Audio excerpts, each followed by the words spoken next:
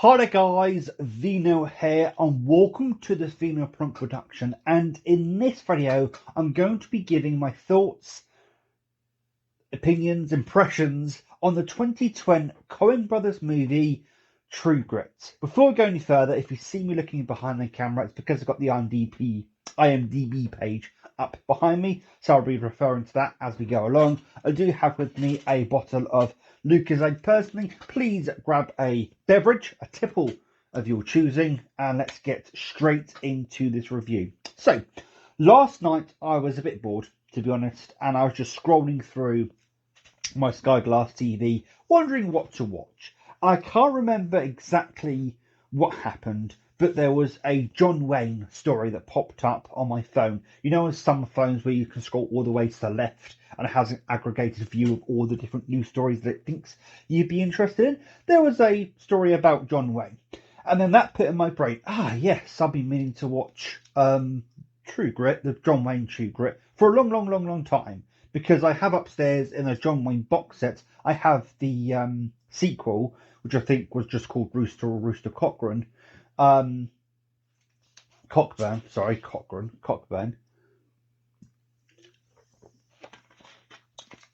And I've been meaning to watch the original for quite some time. So I said, using my handy dandy Sky Glass remote with its voice function, I said True Grit into the remote. Up popped Paramount Plus with both versions of the film, the John Wayne version and the Jeff Bridges / Coen Brothers version. Clicked on the John Wayne version, and actually started watching it for about half an hour to an hour. Then things happened. I got distracted. I had to deal with something. Came back, and I just simply said True Grit straight into the remote, and it went straight into the Jeff Bridges or Coen Brothers version of the movie. Long story short, I end up watching the Jeff Bridges / Coen Brothers version, hence this very video. So we're going to get into this film, and probably in the next couple of days there'll be my impressions of the John Wayne version, and then probably my impressions of the John Wayne sequel that I believe was one of the last movies that John Wayne actually recorded, despite Star Wars, because he had a little cameo in Star Wars before he actually eventually passed away. So we'll get into that at a later point. So, straight up, before we go any further, I really enjoyed this movie. This movie, when I was on the bus today, went down to my city centre to do a couple of things, and then came back and was thinking about some of the points I wanted to discuss when I was talking about this film. And it reminds me a lot of The Mule. The Mule, starring Clint Eastwood and Bradley Cooper, directed by Clint Eastwood. I really enjoyed that film for its simplicity. There was no thrills. There was no. It was a very simple, kind of to the point film, and I really enjoyed that.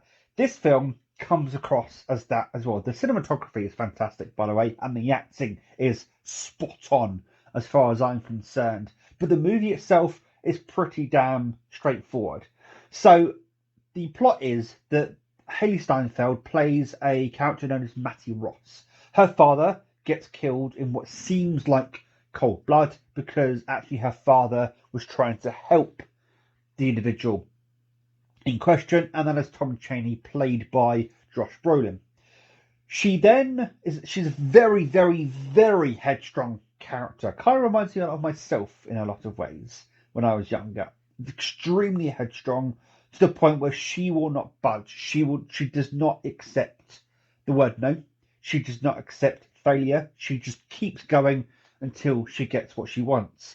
She's only 14 years old, so she's at the point in her life where she doesn't understand the nuances of, you're not going to get everything you want basically in life. You're going to have to relate. You're going to have to concede. In a lot of instances, she's at the age where she doesn't understand the more mature aspects of when you ask for something, and then say you're haggling. And there was a couple of times where she did haggle. She would not accept what the other person said back to her, whether us as adults kind of understand that it's a game. You have to go back and forth. you have to concede. You can't just simply say what you want, otherwise the deal is going to fall through. You're not going to go through with the deal. So, and there is points in the film where that sort of echoed. Matt Damon's character, who I always laugh, is called LaBouffe, but it's just called the Beef in the film, or Le Beef in the film. And I really liked Matt Damon's character. I really like Jeff Bridges' portrayal of Rooster Cockburn, but we'll get to those in a moment.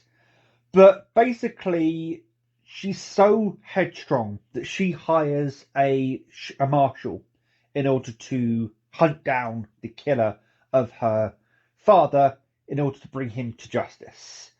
Well, let's just say it doesn't exactly go to plan. There are many bumps along the way. Matt Damon's character, LaBouffe, who happens to be a Texas Ranger, happens to get involved. And although he has a deal with Rooster Cockburn, there are times where that deal ends up being nullified and it ends up being back on the table. And it does get kind of messy. But at the same token, there is definitely a kind of an underpinning.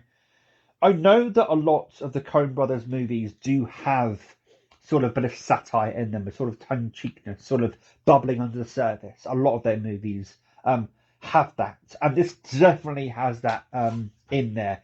And I really like, we'll talk about Jeff Bridges' portrayal of Rooster Cockburn. Having watched half an hour to an hour of the John Wayne version, he actually does a really good job of channeling John Wayne through himself, and I think does a fantastic job. The thing about Jeff Bridges in this film, he's a chameleon. You can't tell that he's Jeff Bridges, and that is to his compliment in a very big way. I've already spoken about Matt Damon's character, LaBouffe. Really enjoyed that character as well. And the other thing that I really liked about this film is there's a lot of Western films that portray the protagonist as almost like a superhero. You know, think of the Man with No Name trilogy, and they can just gun down a load of people really quickly. You know, as a really sharp shooter. In this film, everyone's kind of portrayed as, you know, milieu kind of thing. Yes, they do have skills in certain areas, but they are not necessarily very highly skilled, all that kind of stuff. They make mistakes. They end up getting beaten up. They need help from others. Rooster Cockburn is a drunk, a lout, and although starts off the film seeming like he's this magnificent marshal, by the end of the film, you realise he's human just like the rest of us and probably has more flaws than some. The film was fantastic, if you couldn't tell. I really also liked Hailee Steinfeld's portrayal as the young Mattie Ross. Absolutely fantastic. The acting in this film was on point. I don't think I can fault any of the acting that I can think of off the top of my head. The film had a really interesting cast of characters. Again, I think the Coen brothers sort of satirical, tongue-in-cheek kind of the way they do things kind of came through in some of those characters. There were some weird and wacky characters, but essentially it is a road movie. You know, Mattie Ross hooks up with Rooster Cockburn and LaBouffe. If you watch the film or know the film, you understand why I'm laughing at that name. Yeah, she hooks up with them, and it's basically they go on an adventure to try and bring Tom Chaney to justice. I'm not going to spoil how it goes, but doesn't necessarily go to plan, and you kind of realise that everybody's using each other in some way, shape or form, and that Tom Chaney is kind of built up as this big villain. He's really really dipped with a rifle and can do this, can do that. Turns out that maybe those rumours and that portrayal of him isn't necessarily as true as it may be, and just everybody in this film just comes across as human, as completely valuable. There's even some times where Rooster Cockburn and Matty Ross are on a ridge waiting for some other people to come along to ambush them. And he's sort of talking about the fact that he's stolen from an investment bank. And the look on Matty's face is kind of like, well, you're supposed to be, a marshal of the law. Why would you do that? And he sort of turns around and goes, I've never stolen from a person. I've never taken coin off a man's back. I've never taken a shirt off a man's back, that sort of stuff. But I've stolen from a bank.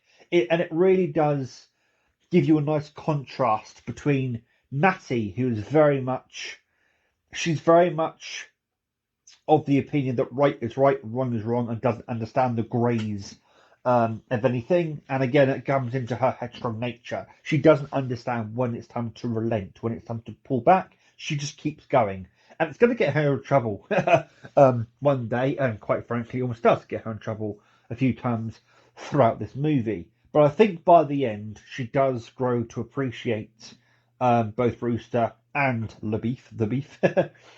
And at the end of the day, it is a really good film. Not at all what I was expecting. I was expecting some much more grandiose, high spectacle Western. It's actually a very down to earth, shot really well, acted really well, all that kind of stuff. The score is fantastic in it as well. It's